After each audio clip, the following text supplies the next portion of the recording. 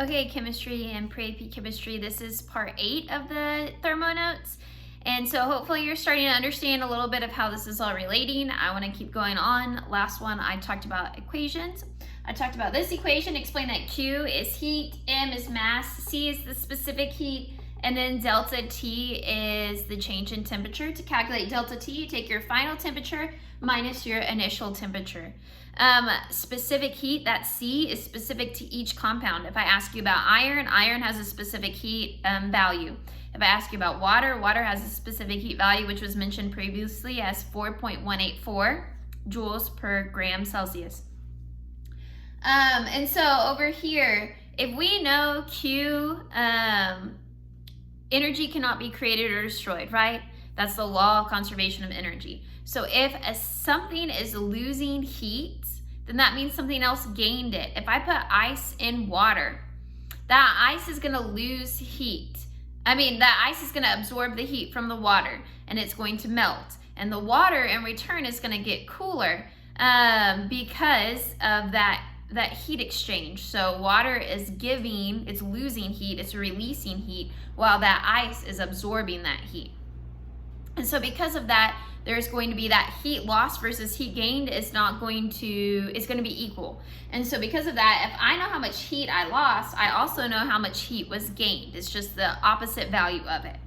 And so Q equals MC delta T, so that means MC delta T is equal to negative MC delta T. It's talking about the heat lost versus the heat gained, because Q is just MC delta T. So if you substitute this in for this Q and substitute this in for this Q, you get this equation down here, which is how we can solve. So if I knew I had water and ice, and I put it in there and I measured the initial temperature versus the final temperature, I could figure out, and I know the specific heat of water, I could figure out the mass, how much I had of each thing, or whatever. So because I know that the heat loss versus the heat gain are going to be equal to each other.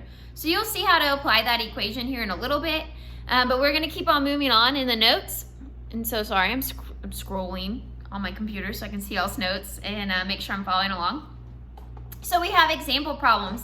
The example problem says the temperature of a piece of copper with a mass of 95.4 grams changes from 25 degrees Celsius to 48 degrees Celsius. When the metal absorbs 849 joules of heat energy, what is the specific heat of copper? So it's telling us the situation. We work every problem the same in chemistry. I love to make everything as simple as possible for you. So we always list our given and what we're looking for. So in this case, our given, we got a lot of them, but that's because our equation has a lot.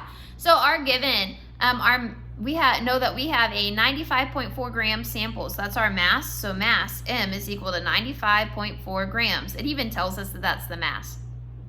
Then we have a temperature change. So I know that my T final, it says that it changes from 25 to 48. So if it was my birthday and I turned from 14 to 15, 15 is my final age, it's my new age. So my T final is 48. And my T initial is 25. And then my delta T, I will solve for in a little bit, but that's gonna be TF minus TI. So I'll go ahead and show you what I've written so far. So I have my mass, I have my final temperature, my initial temperature, the equation I need to use to solve for delta T. And then it tells me that the heat absorbs, so absorbed means that is endo or exo.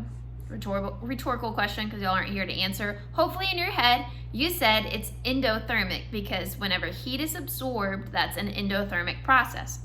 So Q equals 849 joules.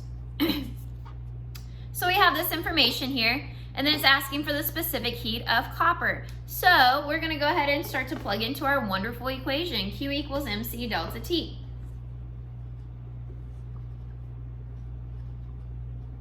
If you look, I have M, I have delta T, I have Q, and I'm solving for C. It asks me for specific heat, so we're plugging in.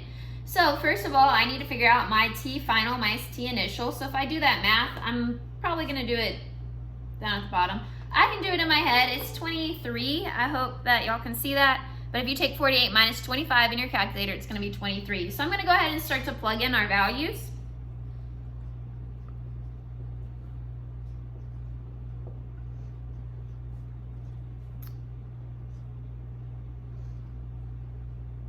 Okay, so I plugged in my heat, I plugged in my mass, and I plugged in my change in temperature, and then I left C as it is. My C kind of looks like one of my parentheses. Don't get confused, it's not. So then we're gonna move and make sure that C is all by itself. So that means that I need to move 23 and 95 over to the other side. And to move it over to the other side, you're just gonna divide, because right now we're multiplying. So to undo multiplication, we have to do division. I'm gonna do it in red to hopefully help y'all kind of see the difference. So I'm gonna divide by 95.4 and 23 at the same time.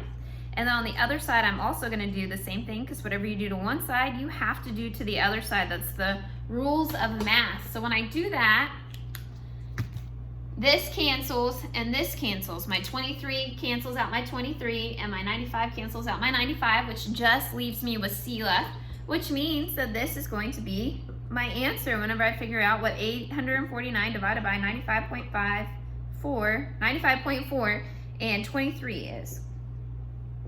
So we're gonna go plug it into our calculator, and this is gonna be the only example that we do in this video because I am running a little long. So I'm gonna take 849 divided by 23 and divide it by 95.4, and I'm getting the specific heat to be 0.387. 0.387, and my units are joules per gram degrees Celsius. Whoops, that's a bad C. Okay, so I'm gonna show you my work. If you have questions, you can let me know, but this is how that works out right there. Any questions, please send me a message on Remind, on Google Classroom, an email, a comment on here, anything.